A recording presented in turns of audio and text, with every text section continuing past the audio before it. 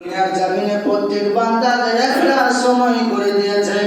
বান্দারা সময় থাকতে যদি চেতন না হয়, সময় থাকতে যদি বান্দারা তওবা না করে, মহান আল্লাহ কিয়ামতের দিনে এই সকল সাজাগুলি আমাদের উপরে হবে। জমিন থরথর করে কাঁপবে, বাঁচাবার কেউ থাকবে না। আপনার কিনা আসমান ভেঙে পড়বে, বাঁচাবার কেউ থাকবে না। জমিন তাম্বার হয়ে যাবে, আগুনের মতো ছাও পড়বে, গোটা পা পুড়ে যাবে। আসমানে আগুন, সূর্য অতি নিকটে চলে আসবে। আজ আপনার কিনা মিরাকল সায়েন্টিস্ট তুলে ধরেছে যে বিশ্বের জমিনে সূর্য আজ থেকে 100 বছর বা খুব কাছাকাছি দিন চলে এসেছে। মুহাম্মদ সাল্লাল্লাহু আলাইহি সাল্লামের প্রতি যে কোরআন অবতীর্ণ হয়েছে, ওই কোরআনের একটা বাণী যে পশ্চিম দিকে সূর্য উঠবে, ওই মুহাম্মদ বলে গেছে। এই কথাটা অতি সত্য। যে কটি আলামত বলে গেছে, মিরাকেল তুলে ধরেছে, শোনো রে, ওই আলামত কটি 42টি আমরা আসমানে দেখতে পেয়ে গেছি। সুবহানাল্লাহ। সায়েন্টিস্ট বলে আর থাকা যাবে না, সমস্ত ধর্ম ত্যাগ করো। দুনিয়ার জমিনে যদি কোনো একটি ধর্ম সেটা শ্রেষ্ঠ ধর্ম বলে মান্য করা হয়, সেটা হলো ইসলাম। কিন্তু মুসলমান, তোমরা নিজের ধর্মকে চিনতে পারোনি। আল্লাহ পাক আল্লাহ তাআলা দোস্ত প্যারা হাবিব নবী আমার জানিয়ে দিলেন, কিয়ামতের সন্নিকটে যে মুসলমানের ঘরে পয়দা হবে, তার কাছে মুসলমানিত্ব থাকবে না। কিন্তু খায়ের কম যারা কোরআনকে মান্য করবে না, বাবা মানে না কাফির, মা মানে না বেঈমান কাফির, তারা এমন করে কোরআনকে আপন করে নেবে, এমন করে কোরআনকে ফলো করবে দুনিয়ার জমিনে, তাদেরকে আমি আল্লাহর তরফ থেকে আল্লাহ পাক আল্লাহ তাআলা তাদেরকে ওই কোরআনকে রিসার্চ করার কারণে দুনিয়ার সমস্ত পাওয়ার আল্লাহ তাদের হাতে তুলে দেবেন এবং মুসলমানদের কাছে আর থাকবে না। এবং প্রত্যেক আউলিয়া বান্দা আর রূহগুলো গিয়ে দাঁড়াবে। যারা দুনিয়ায় এখনো কিছু আসেননি তাদের রূহগুলো, এবং যারা এসেছে তাদের রূহগুলো ওই কাফেরদের গর্দনে চড়ে বসে যাবে এবং তাদেরকে বলবে, এই ভেড়া ছাগল কুকুরগুলোকে কুচি কুচি করে কেটে দাও। এরা মুসলমানের নামে কলঙ্ক। এরা মুখে বলে মুসলমান, হারাম তারা ছাড়লো না। এরা মুখে বলে মুসলমান, লোভ তাদের কমলো না। এরা মুখে বলে মুসলমান, চুরি চারা ছাড়লো না। এরা মুখে বলে মুসলমান, জিনা করা ছাড়লো না। লোকের মাঝে গিয়ে বড় বড় বাতিল দেবে আর জ্ঞানী জ্ঞানী কথা বলবে, সেই দিকে মানুষগুলো তাকিয়ে মনে করবে এই বড্ড ভালো মানুষ, কিন্তু উপরটা হবে সুন্দর আর ভিতরটা কাতরাচ্ছেও নোংরা। বলছে রাব্বুল আলামিন, রাব্বে কায়নাতের হাবিব, ওইটা কোন সময় দেখা যাবে গো নবী? আল্লাহর নবী বললেন, ওটা পূর্বে কিয়ামতের নিশানা হবে। তারা নামাজ পড়বে না, লোককে বলবে আমরা নামাজ না পড়তে পারি, ওই নামাজীদের মতো চুগলি আমরা করি না। ওরা বলবে আমরা রোজা না রাখতে পারি, আমরা ওই রোজাদারদের মতো চুগলি করি না। আমরা হজ না করতে পারি, কিন্তু হাজিদের মতো নোংরামিটা আমরা করি না।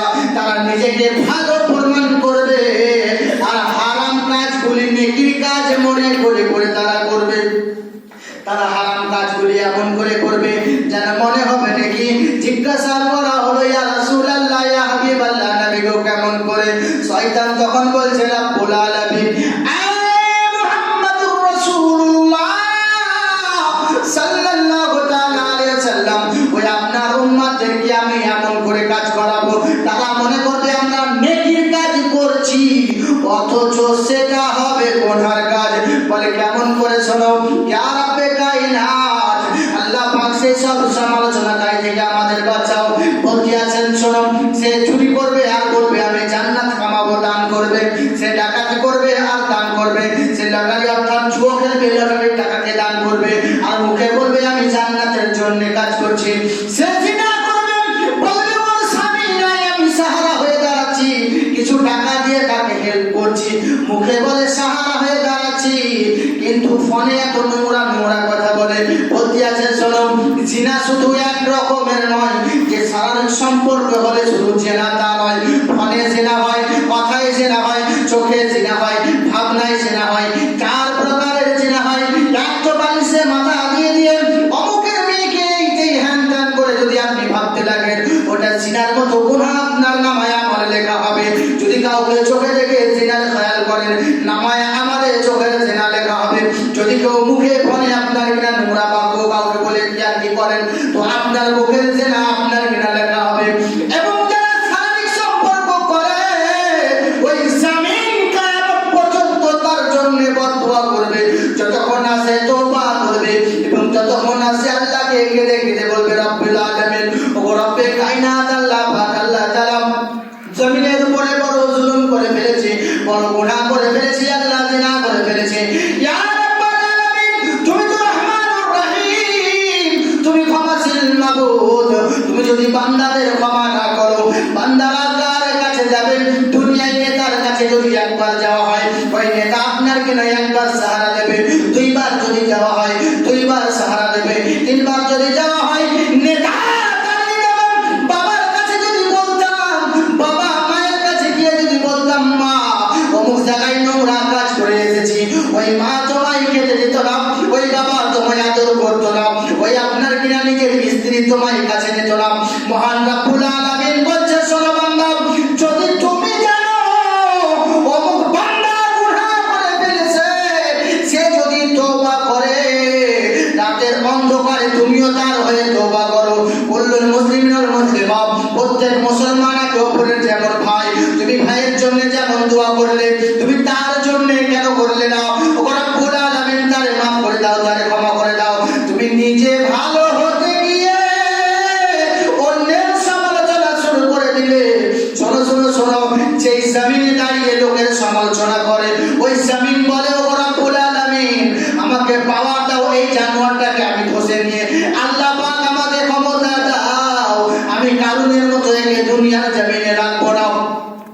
আমার রব্বে কায়নাত বলে, শোনো, যখন বান্দারা কোনো গাড়িতে যায়, কোনো জিনিসে যায়, যানবাহন জিনিসে চড়ে যায়, আর যানবাহন জিনিসে যদি সমালোচনা করে, রব্বে কায়নাতের কাছে ওই যানবাহন নিচে লোহার পাত্রটার নিচে যে মাটিটুকু আপনার কিনা চলচ্চিত্র হয়ে থেকে যাচ্ছে, ওই মাটিটুকু আল্লাহর কাছে ডেকে বলছে, রব্বুল আলামিন একবার পাওয়ার দাও, আমি জমিনেদেরকে এমন করে টেনে নেব, গোটা বাসে 6 জন সমালোচনাকারী হবে, 6 জনকে আমি জমিনে টেনে নেব, গোটা বাস সুন্দর চলে যাবে।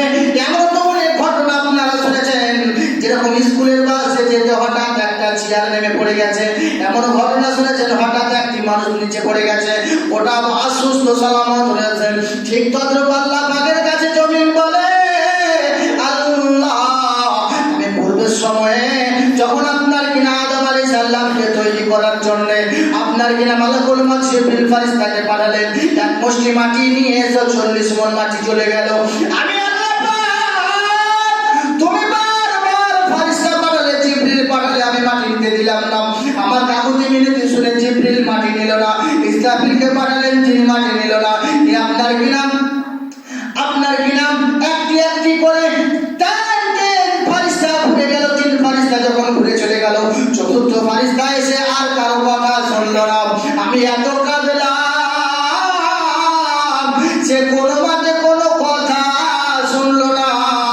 সে আপনার কিনা জমিনের বুক চিরিয়ে এক মুষ্টি মাটি তুলে নিয়ে গেল, যে জায়গাটা দুনিয়ার জমিনে সবচেয়ে গর্ত জনমান্ত্রী জায়গা বলা হয়েছে, যে জায়গাটা দুনিয়ার জমিনে সবচেয়ে গর্ত বলা হয়েছে, যার উপর দিয়ে প্লেন যাওয়ার ক্ষমতা হবে না, যার উপর দিয়ে আপনার কিনা কোনো জাহাজ যাওয়ার ক্ষমতা হবে না, এমন দুনিয়ার জমিনে আল্লাহ পাক অলৌকিক জিনিসগুলি দিয়েছেন শুধুমাত্র বান্দাকে শুধরাবার কারণে। বান্দা বলে, তোমরা একটি শহরের মতো জাহাজ তৈরি করলে, জাহাজটা আপনার কিনা 60,000 বর্গ ফুট লম্বা এবং আপনার কিনা 7,000 মিটার লম্বা এবং 400 বর্গ ফুট মিটার আপনার কিনা চওড়া। ওই জাহাজটা পানির উপরে সমুদ্রের মধ্যে চলতে লাগলো, যেতে যেতে লাইট হাউসের ছটা যখন তারে লাগে, আপনার কিনা সিরিয়ার দিক থেকে বেরিয়ে জাহাজটাকে আটকে দিয়েছে শুধুমাত্র একটি মাছ। জাহাজের ক্যাপ্টেন হাজিদেরকে ডেকে বলে, ও হাজি ভাইরা, দুনিয়ার জমিনে তোমাদেরকে নিয়ে যাচ্ছি, তবে জেনে নিয়েছি এখানে আর জাহাজের পাওয়ার চলবে না। বিশাল মাঠ, জাহাজ আগে যাওয়ার পরে জাহাজ কিন্তু পিছন দিকে চলে যাচ্ছে। আপনার কিনা এই মাছটা জাহাজকে টেনে নিয়ে মনে হয় তলসাগরে ডুবিয়ে দেবে। ভিতর থেকে একজন মানুষ আওয়াজ দিলেন, তাকে আমরা সকলে আহমদ জাকার ফাজলে বারলেবি বলে জানি। তিনি ভিতর থেকে বলছেন, শোনো, জাহাজের উপরে আল কোরআন তেলাওয়াত করে আমি বসেছি, এই জাহাজ যদি ডুবে যায় নবীর হাদিস মিথ্যা হয়ে যাবে। আল্লাহর নবী সাল্লাল্লাহু আলাইহি সাল্লাম বলে দিয়েছেন, যদি কেউ দোয়া করার পরে যদি কোনো যানবাহনে চড়ে, আল্লাহ পাকের দায়িত্ব আমি নবীর শাফাত এবং তার সঙ্গে আমি আল্লাহর রহমত হয়ে যাবে। যদি এটা ধ্বংস হয়ে যায়, এই জাহাজের ক্যাপ্টেন যদি ডুবে যায়, এতগুলো হাজি